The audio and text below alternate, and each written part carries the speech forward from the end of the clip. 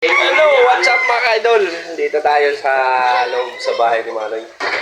At yun na nga mga idol. Ito nga, araw ko ngayon ng linggo.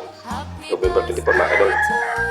So ito na nga mga idol. Titingnan natin kung anong handa ni Manoy. Ito, nag-biko pala sila. So lang, ito na lang ang natira. At meron din silang pansit mga idol. Ayan na mga idol.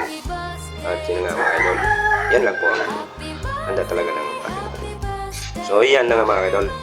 Ito na nga ang ating kapatid, aming panganay, si Manoy. Siya po ang may birthday ngayon mga idol.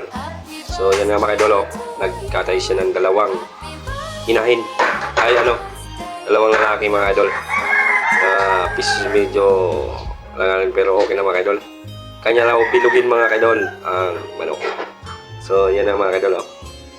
Dito na nga mga idol, mayroon pa siyang tilapia, sinoba sa kawali. Ayan mga idol. Tatlo. So yun na mga idol, pasensya daw sabi ni Manoy sa kanyang birthday. Dahil yun na ang kanyang handa.